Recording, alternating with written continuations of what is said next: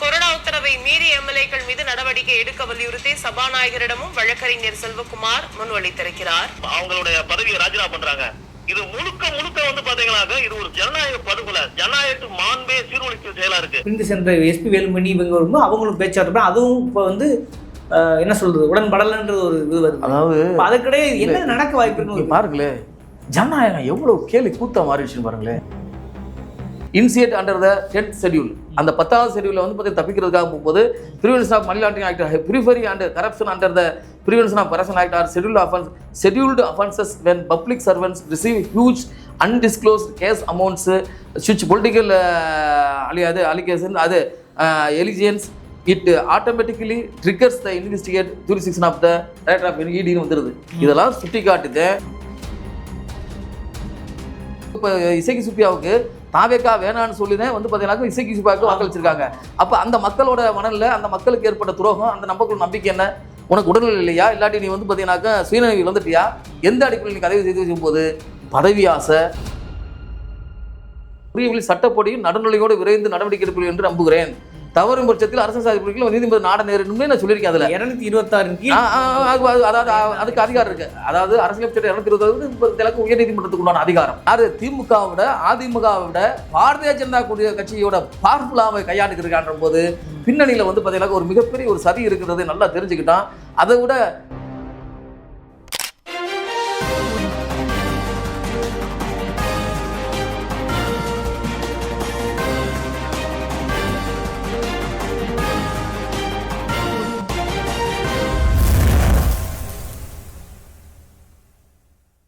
வணக்கம். இது அறத்தின் கழகம். இன்று சந்திக்கிற மிக முக்கியமான நீதித்துறை ஆளுமை மாநகரி செல்வகுமார் அவர்கள். வணக்கம் சார். வணக்கம் சார்.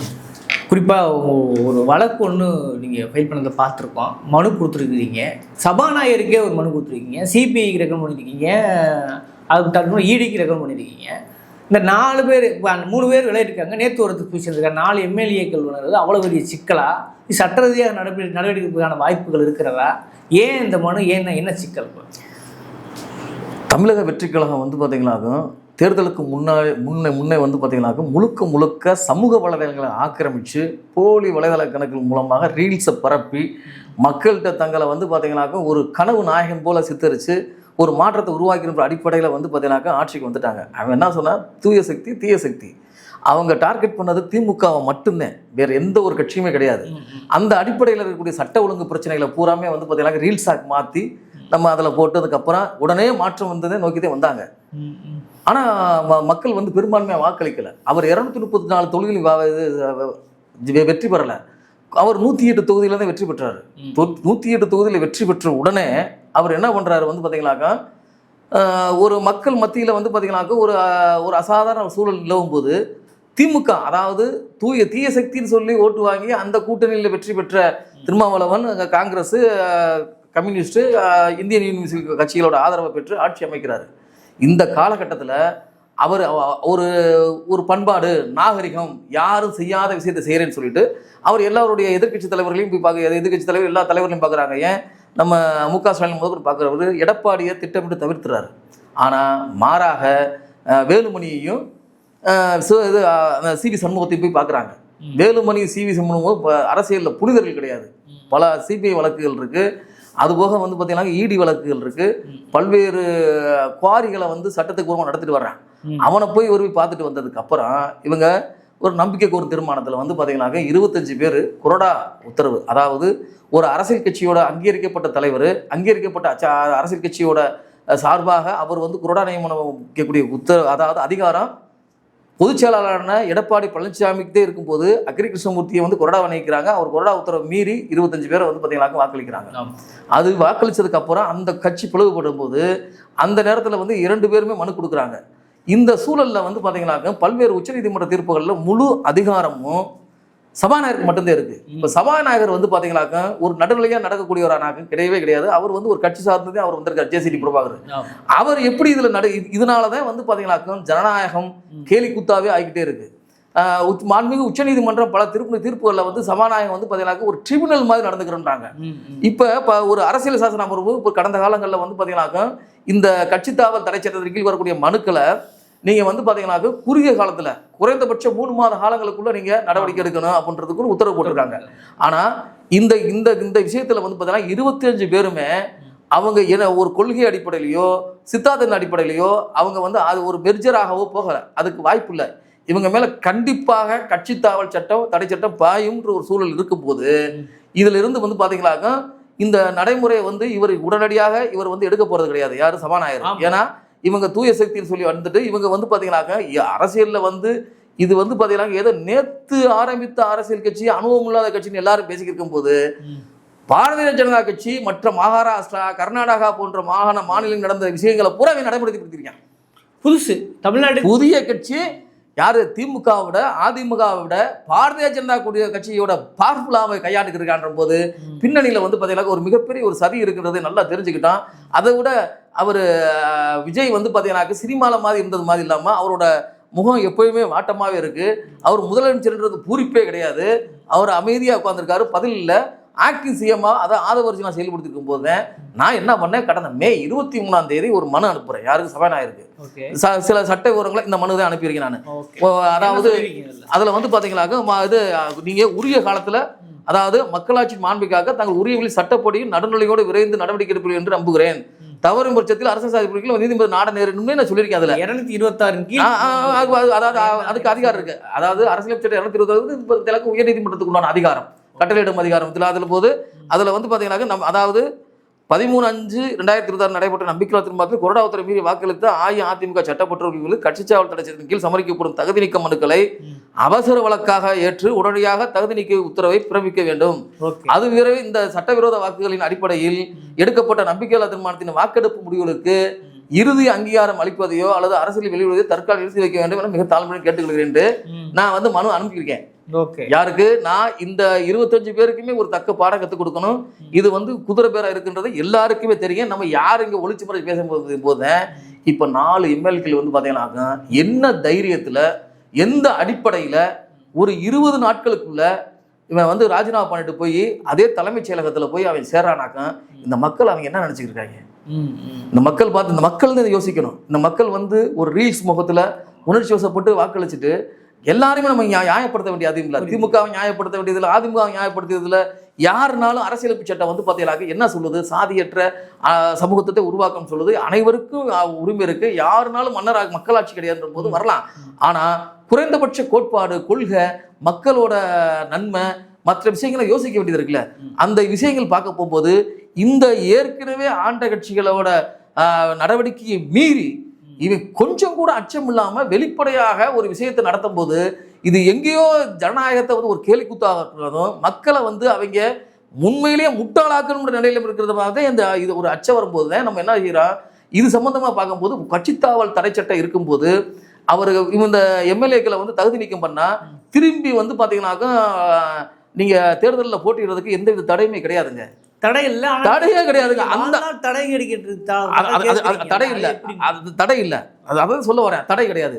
அதே மாதிரி மக்கள் பிரதிநிதி சட்டப்படி தேர்தல் ஆணையம் எது வரைக்கும்னாக்கா தேர்தல் நடத்துறது வரைக்கும் தான் அந்த கோட் ஆஃப் கான்டாக்ட் அதுக்குள்ள இருக்கிற வரைக்கும் தான் அதோட வேலை.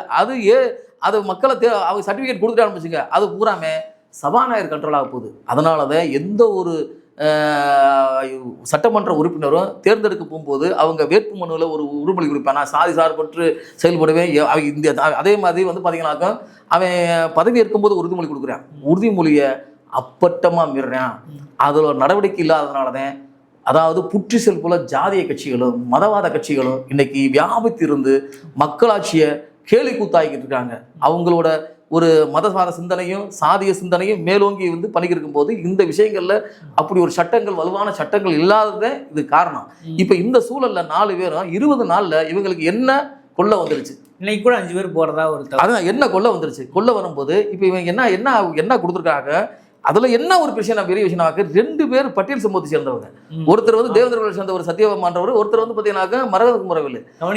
கவனிக்க வேண்டிய விஷயம் என்னன்னாக்கா இதுல வந்து பாத்தீங்கன்னாக்க தென் மாவட்டங்கள்ல பெரும்பாலும் இருக்கக்கூடிய ஒரு பக்கம் 7 பேருக்கு சமூக அடிப்படையில் நாங்க வந்து சமூக நீதியே கிடையாதுன்றாங்க. சொல்றேன். இன்னொரு பக்கம் பார்த்தீங்கன்னா 2 தலித் எம்எல்ஏக்கு பதவி விலக வைக்கிறீங்க. இது எப்படி சமூக நீதி ஆகும்? சமூக நீதியே கிடையாது அது. அதாவது சமூக நீதி என்பது அனைத்து மக்களுக்கு உண்டான பிரதிநிதித்துவம், அனைத்து மக்களுக்கு உண்டான இது சம வாய்ப்பு. இதுதான் சமூக நீதியா இருக்கணுமே தவிர ஒரு பட்டியலில் 76 சாதி இருக்கும்போது ஒரு சாதியை மட்டும் தூக்கி பிடிச்சி இப்ப திருமாவளவன் வந்து பாத்தீங்கன்னாக்கா முழுக்க அவருடைய சாயம் வெளுத்துக்கிட்டே இருக்கு.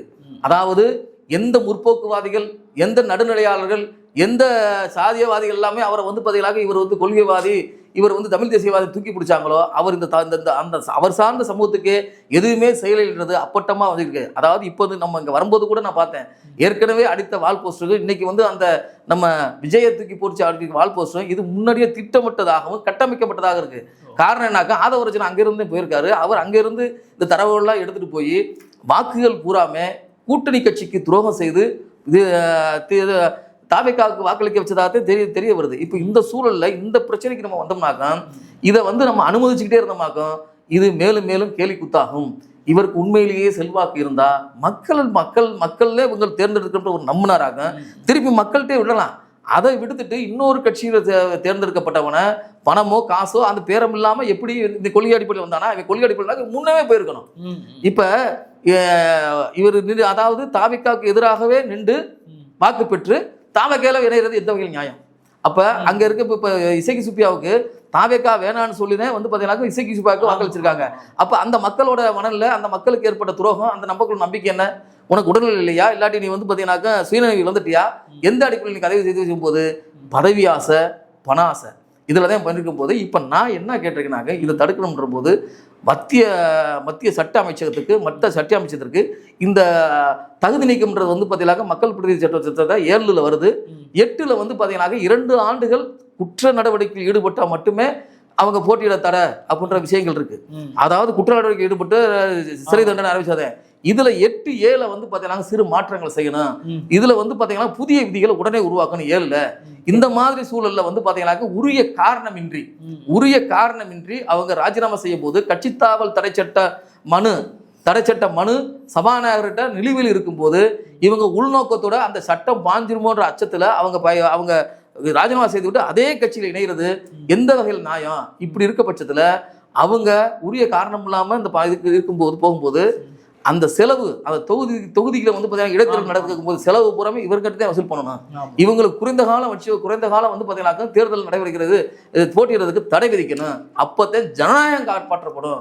இந்த சட்டத்தில் திருத்த வேணும்னு சொல்லி அந்த அடிப்படையில் இந்த இதில் உண்மையிலேயே என்ன நடந்திருக்குன்றது பண ஊழல் அதாவது குதிரை பேர் நடந்திருந்தாங்க அது மாநில அரசோட கண்ட்ரோல் இருக்க லஞ்ச ஒழிப்புத்துறை விசாரிச்சது நியாயம் இருக்காது. சிபிஐ விசாரிக்கணும், தேவையான இடி விசாரிக்கணும் அப்படின்ற முகாந்திரங்கள் என்ன, அதுக்கான முகாந்திரங்கள் ஏன் என்னன்னு கேட்கணும். இதுக்கு முன்னாடி அப்படியான வழக்குகளே கிடையாது, சட்டங்களே கிடையாது. நான் சட்ட திருத்தங்கள் உருவாக்க சொல்ல ஒரு பக்கம், இன்னொரு பக்கம் வழக்கமா கட்சி தாவல் சட்டம் போகிற போது சிபிஐயோ அவரை விசாரிக்கிறதுக்கு பழைய முன்னுதாரண வழக்குகள் இருக்கும்ல, அப்படி அதாவது வழக்குகள்னாக்க இந்த விஷயங்கள்ல வந்து பார்த்தீங்கன்னா வெஸ்ட் பெங்கால்ல ஒரு வழக்குல வந்து சிபிஐ விசாரிக்கலாம், தேச வழக்கு இருக்கு. அதை நான் சுட்டி காட்டியிருக்கேன். எல்லா வழக்குகள் அதான் சிபிஐ விசாரிக்கிறதுக்கு வந்து பாத்தீங்கன்னாக்கா அதை நான் இதுல சொல்லி நம்ம என்னோட மனுவிலே சொல்லியிருக்கேன். நான் வழக்கு மணிப்பூர் அதாவது இந்த பிஎம்எல் அதாவது ஸ்ரீமந்த் பாலை சாஹிப் ஸ்பீக்கர் கர்நாடகாலையும் வந்து பாத்தீங்கன்னாக்கா இந்த மணி லாண்டரிங் அதாவது the Honorable Apex Court categorically held that an MLA cannot use the tool of resignation, frustrate or escape pending disqualification proceedings initiate under the 10th schedule. அந்த 10th schedule வந்து பார்த்தீங்கன்னா தப்பிக்கிறதுக்காக போகும்போது Prevention of Money Laundering Act, Periphery and Corruption under the Prevention of Corruption Act are scheduled offenses when public servants receive huge undisclosed cash amounts which political allegation allegiance it automatically triggers the investigate jurisdiction of the director of ED வந்துருது. இதெல்லாம் சுட்டி காட்டுது. நான் வந்து பாத்தீங்கன்னாக்கா அது வந்து பாத்தீங்கன்னாக்கா இப்போ மெயினாக வந்து பாத்தீங்கன்னாக்கா state of West Bengal versus committee of protection of democratic ரைட்ஸ்ன்ற ஒரு வழக்கில் இந்த கான்ஸ்டியூஷனல் பெஞ்ச் வந்து பாத்தீங்கன்னா என்ன சொல்லியிருக்காங்கன்னாக்கா கரப்ஷன் வந்து பாத்தீங்கன்னாக்கா ஹை கான்ஸ்டியூஷனல் ஃபங்க்ஷனரிஸ் இருக்கும்போது சிபிஐ வந்து பாத்தீங்கன்னாக்கா கண்டிப்பாக விசாரிக்கிறதுக்கு அதிகாரம் இருக்குன்னு சொல்றாங்க. இந்த அடிப்படையில தான் நான் வந்து பார்த்தீங்கன்னா இந்த மனு அனுப்பிச்சிருக்கேன். இந்த மனு மீது தேர்தல் ஆணையமும் மத்திய சட்ட அமைச்சகமும் உரிய நடவடிக்கை எடுப்பாங்கன்ற நம்புறேன் நான். இப்போ சபாநாயகர் மீதோ அல்லது சம்பந்தப்பட்ட எம்எல்ஏக்கள் மீதோ சபாநாயகர் குறிப்பாக அந்த 226 பாய்வதற்கான வாய்ப்பு சூழல் இருக்கா? ஏன்னா உங்களுடைய இது கொஞ்சம் ஆதாரபூர்வமாக இருக்க மாதிரி இருக்குது. அதாவது போல நான் என்னன்னாக்க இந்த மனு அனுப்பிச்சிருக்கோம். இந்த மனு மீது நடவடிக்கை எடுக்காத பட்சத்துல இப்ப இந்த மனு மீது முதல் பேசினது அவங்க கட்சிக்காரு என்னதான் இருந்தாலும் அப்போ நடவடிக்கை எடுத்து ஒரு 3 மாதம். அதாவது அவர் ஒரு ட்ரிபியூனலா என்ன சொல்றாங்க, உச்ச நீதிமன்றம் ட்ரிபியூனல்ன்றாங்க. நம்ம வந்து சபாநாயகர் மேல் நடவடிக்கை எடுக்க முடியாது. அவர் வேண்டுமென்றே தாமதப்படுத்தலாம். 3 மாத காலங்களுக்குள்ள அந்த மனு மீது உரிய நடவடிக்கை எடுக்கலாம். அந்த உரிய நடவடிக்கை மனு மீது 3 மாதம் முடிவு எடுக்கணும்ல. அது ஏன் மனு வந்து பாத்தீங்கன்னாக்க நான் வந்து மனு கொடுத்ததுக்கு 10 நாள்ல கொடுத்துருக்கேன். ஆனா 10 நாள், அதாவது அதிகபட்சம் குறைந்தபட்சம் வந்து பாத்தீங்கன்னா உயர்நீதிமன்றம் உச்ச நீதிமன்றங்கள் ஒரு மனு அனுப்பிட்டு குறுகிய காலங்கள் வந்து காத்திருக்குன்னு சொல்றாங்க. அதிகபட்சம் 15 நாட்கள் கூட அவங்களுக்கு இருக்கு. நான் இல்லாத பட்சத்துல இந்த மனு மீது உரிய நடவடிக்கை மேற்கொள்ள வேண்டிய அதுதான் நீதி பேராணை மனு. உயர் நீதிமன்றமாக அரசியலமைப்பு சட்டம் 226 கீழ் உயர் நீதிமன்றம் நாடலாம். அரசியல் சட்டம் 32 படி நேரடியாக உச்ச நீதிமன்றத்தில் நாடலாம். நம்ம முதல் நிலையாக நம்ம உயர் நீதிமன்ற வழக்கு தாக்கல் செய்ய முடியும். இந்த என்ன எப்படின்னாக்க ஐயா நான் மனு கொடுத்திருக்கேன், ஒரு சிக்கல் கண்டிப்பா நான் மனு கொடுத்திருக்கேன், இந்த மனு மீது உரிய நடவடிக்கை மேற்கொள்ளணும் அப்படின்ற போது இவங்களை பூராமே எதிர் மனுதாரர் சேர்க்கும் போது இதுல ஒரு தீர்வு வரும் நம்புறேன் நான். அந்த அடிப்படையில தான் இந்த பிரச்சனைக்கு இந்த எதிர்கால அரசியலுக்கு ஒரு அதாவது வரலாறு படிக்கணும். இன்னைக்கு இருக்கக்கூடிய இந்த ஜென்சி இளைஞர்கள் வந்து பாத்தீங்கன்னா ஏதோ ஒரு ரீல்ஸ் முகத்துல போன்றானாக்க அவங்களுக்கு அப்ப கொள்கையும் உள்ள கோட்பாடுகள் என்ற போது ஒரு புதிய அரசு புதிய மாற்றம் சொல்லிட்டு, அதாவது பழைய முந்தியில் புதிய கல்ன்றாங்கல்ல, அது மாதிரி ஏதோ வந்து பாத்தீங்கன்னாக்க சொல்லி அந்த பழமொழி சரியா எனக்கு சொல்ல தெரியல. பழைய முந்தையில் புதிய முந்தையில் பழைய கல் என்னமோ சொல்லுவாங்க ஏதோ அதுக்குள்ள. ஆனா இது மாதிரி வந்து பாத்தீங்கன்னா இந்த ஆட்சி அதிகாரம் இன்னைக்கு தாவேகாவோட ஆட்சியோட நிலை இருந்தாக்க நம்ம என்ன செய்ய முடியும் சொல்லுங்க. இப்போ இதுக்கிடையே இன்னொரு விஷயம் நடந்துட்டு இருக்கு. இப்போ வந்து இதே நீங்க அடிக்கக்கூடிய மனுத்தை அவர் எடப்பாடியால் அறிவிச்சிருக்கிறார். 25 பேருக்கு நடவடிக்கைன்னு சொல்லி அவர் முடிவுக்கு வந்திருக்கிறார். அதுல 5 பேர் மேல நடவடிக்கை போடாமல் தெரியல. இதுல இன்னொரு 5 எம்எல்ஏ அதிமுக மறுடிட்டுன்னு போயிட்டாங்க. அப்ப இன்னொன்று இந்த அதாவது இவரோட ஒப்பந்தம் குறிப்பாக அதிமுக பிரிந்து சென்ற எஸ்பி வேலுமணி இவங்க வரும்போது அவங்களும் பேச்சுவார்த்தை அதுவும் இப்போ வந்து என்ன சொல்றது உடன்படலன்றது ஒரு இது வருது. அதாவது அதுக்கிடையே என்ன நடக்க வாய்ப்பு இருக்கு பாருங்களேன். ஜனநாயகம் எவ்வளவு கேலி கூத்த மாறிடுச்சுன்னு பாருங்களேன். நினைச்சா அவங்க கூட சேர்ந்துக்கிறது, நினைக்கலாட்டி எனக்கு செய்யறது, எனக்கு கட்சியில பதவி கொடுன்றது. அப்ப இந்த சட்டத்திட்டங்கள்லாம் எவ்வளவு தூரம் வந்து இந்த அரசியல்வாதிகளாக வளைக்கப்பட்டு கேலி கூத்தாகுது பாருங்க. சுய ஆதாயத்துக்காக பாருங்க எவ்வளவு வெக்கக்கேடா இருக்கு பாருங்களேன். இதை மக்கள் வந்து பாத்தீங்கன்னா உணர்றாங்களா? எதிர்கட்சிகள் ஏன் இந்த அளவுக்கு இருக்காங்க? எத்தனையோ சட்ட வல்லுநர் இருக்கு, அதெல்லாம் பத்தி பேசுறது கிடையாது, இது சம்பந்தமா வழக்கு தாக்கல் செய்யறது கிடையாதுன்ற போது எல்லாமே அரசியல் என்பது ஆதாயம் என்று மாற்றி அமைச்சிட்டாங்க. இங்க கொள்கையாவது கூந்தலாவது என்றதை பேச வேண்டியிருக்கு. கொள்கையாவது கூந்தலாவதுன்னு பேச வேண்டியிருக்கு. நம்மளை போன்றவர் வந்து பாத்தீங்கன்னா தென் மாவட்டங்களில் கடைக்கோடிகள் இருந்துக்கிட்டு அதிகாரத்துக்காகவும் அடக்குமுறைக்கு எதிராகவும் போராடிக்கிட்டு இருக்கும் போது இந்த மாதிரி சூழல்ல வந்து பாத்தீங்கன்னா எளிமையா ஒருத்தனுக்கு பதவி கிடைக்குது, எளிமையா ஒருத்தனுக்கு வந்து அதிகாரம் கிடைக்குது, பணம் இருந்தா எல்லாம் பண்ணணும் போது இது ஜனநாயக நாடா சர்வாதிகார நாடா? இந்த வேலைகள் பூராமே அதுதான் நான் ஆரம்பத்துல நம்ம போயிட்டு சொல்லியிருக்கோம். பாரதிய ஜனதாவோட கள்ள மௌனம் எல்லாரும் யோசிக்க வைக்கணும். இதன் பின்னணியில பாரதிய ஜனதா என்ன நடவடிக்கை எடுக்க போகுது? ஏன்னா தற்போது இருக்க சூழ்ந்த இங்க பாருங்களேன், நாங்க கொறடா விப்பு, அதாவது கொறடாவோட உத்தரவு முக்கியமானது, முக்குடி உத்தரவு முக்கியமானது போது அவங்க ஒரு உத்தரவு மீறி வாக்களிச்சுட்டு அந்த பேரம் படியாத போது அங்க எங்க பிரச்சனை வருது? திருப்பி வர்றேன் இந்த அமைச்சரை விரிவாக்கத்துக்கு அப்புறம் தானே வர்றேன். அப்ப பேரம் படியாத திருப்பி வரும்போது இவர் வந்து பாத்தீங்கன்னா கொறடா உத்தரவு வாபஸ் வாங்கிடுவாரா? இப்ப அப்படித்தான் சொல்றாங்க நீங்க வாபஸ் வாங்குற போது. இதுக்குத்தான் நம்ம வந்து பாத்தீங்கன்னா இது நீதிமன்றம் மூலமாகவே தீர்க்க வேண்டிய விஷயம். இதை எதிர்கட்சிகள் வந்து பாத்தீங்கன்னா மக்கள் மத்தியில் அமலப்படுத்தணும். சட்ட வல்லுநர் இது சம்பந்தமா வழக்கு அவங்களும் தாக்கல் செய்யணும்ன்றத என்னோட கருத்து. அது சொல்றீங்க பார்ப்போம். இது வந்து யாருமே முன்னெடுக்கிற பட்சத்தில் இன்னும் சொல்லப்போனால் தத்தம் அதாவது அந்தந்த அரசியல் கட்சிகள் அவங்க நோக்கத்தை ஒன்று பண்ணுறாங்க. ஆனால் பொதுநல வழக்குங்கிறது ஒரு குறிப்பிட்ட முக்கியமான ஜனநாயக நடவடிக்கையாக நீங்கள் போட்டு வளர்க்குறது முக்கியமாக நினைக்கிறேன். உங்கள் விமர்சனங்களை அப்படியே மக்கள் மறுக்கி விட்டுவிடுவேன். இந்த விவாதச்சொல் நேரம் நன்றிங்க.